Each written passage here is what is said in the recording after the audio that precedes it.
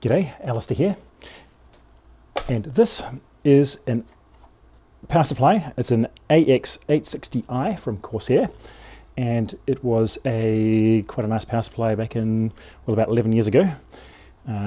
And yes, I bought it secondhand, including shipping. It was a bit under $80 New Zealand, so less than $50 US.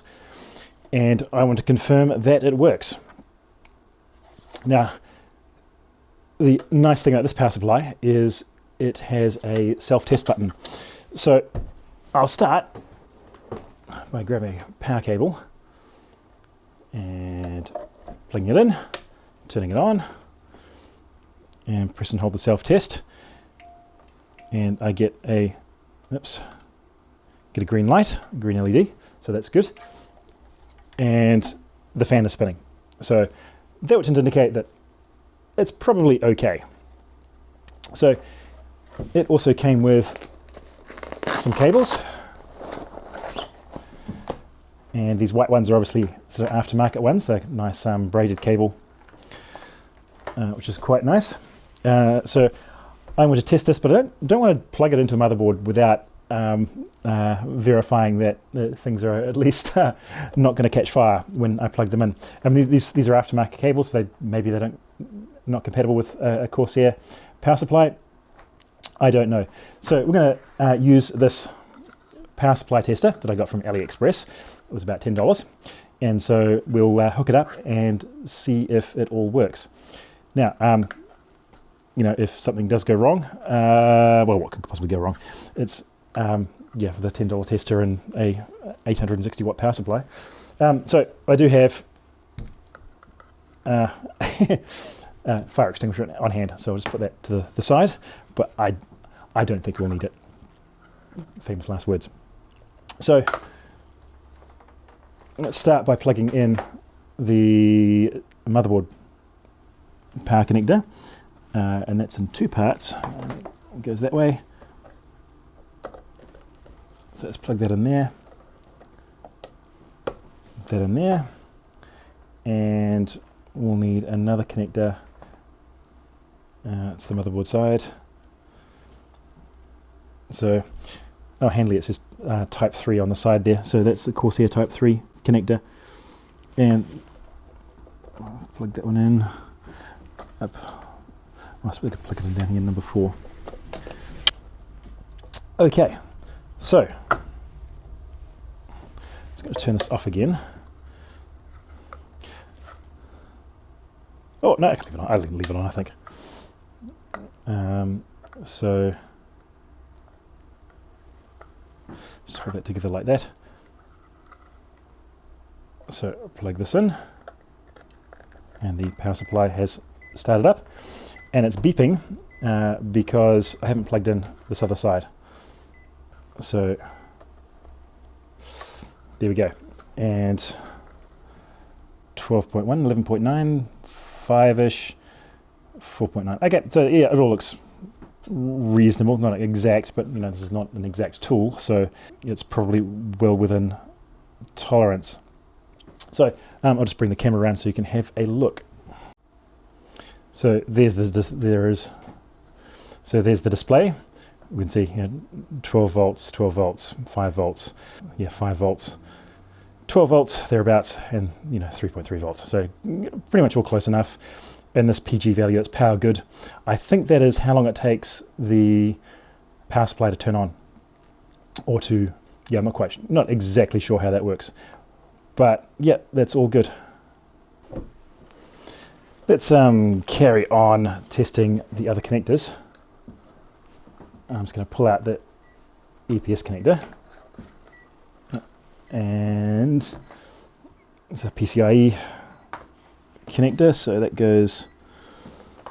I can unplug the EPS connector completely and get it out of the way.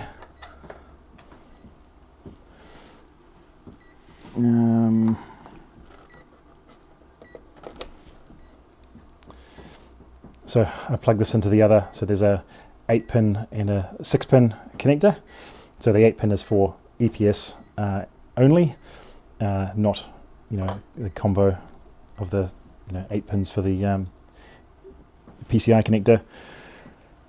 And we can plug in that, and the beeping should stop. Yeah, I think the cable's a little bit loose, so that one's good.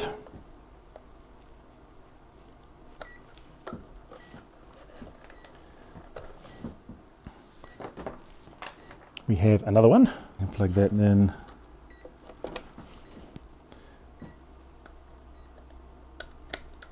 And that in, and that stopped our beeping. And again, the numbers still look good. Oh, actually, I'll need to leave that one in. So we also have a SATA cable. Oh, come on. Okay, so that's good. I'll plug that one in here. Now, unfortunately, this connector is broken, but I plug this one in the bottom here, and if I can twist that around, we get these 3 lights that come up. So 12 volt, 3.3 volt, and 5 volt. There's also a Molex connector on the bottom, and that's only 12 and 5 volts. So the 3.3 volt light would not engage if that was the case. So that one's good. And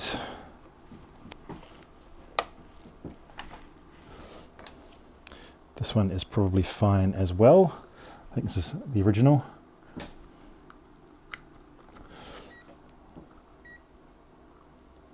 Oh, that one's not connecting properly.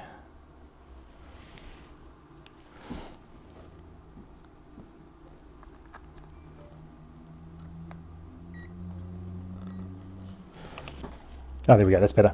Okay, I hadn't pushed that in all the way. But again, we've got our 3 LEDs to indicate that's good. That's pretty loose. I'm not quite sure if that connector is particularly good. Now, in addition to that, because I want to use this for a dual CPU setup, I'll unplug that PCI connector, and I have possibly prematurely purchased, or it looks like it's all good, another white cable from AliExpress, and of course we'll see if that works. And it needs to go in this side.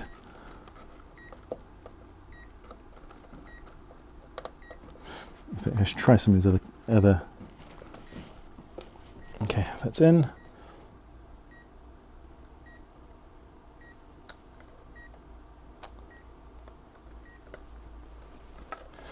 And it stopped beeping, and that all looks good.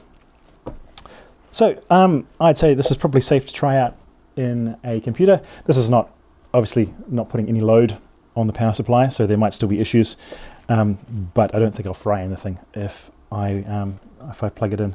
So that's pretty good. Let me turn that off. So I am pleased enough with that, and that's a handy tool to have. I'm not sure what happens if some of these pins get shorted.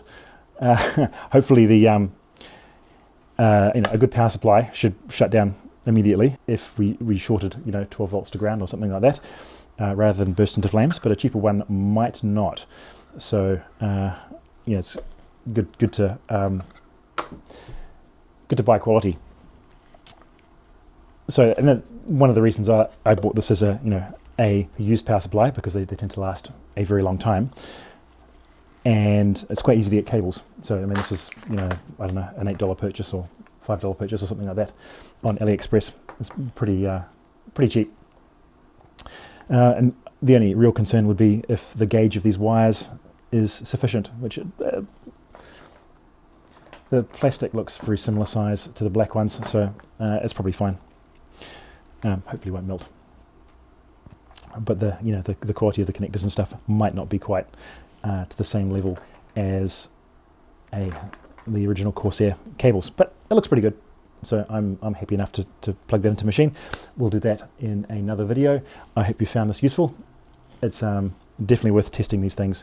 And you can have a cheap machine to test power supplies out in, and if it does fry something, then it's not a big deal to because have something an old i3, a first or second generation i3 would be fine. You can pick those up for next to nothing. So that's testing a power supply. There are a couple of pins you can short on the motherboard connector to make the power supply turn on. It's a bit hard to tell if all of these cables are white, so it's usually a green one or something like that, a cable of a different colour.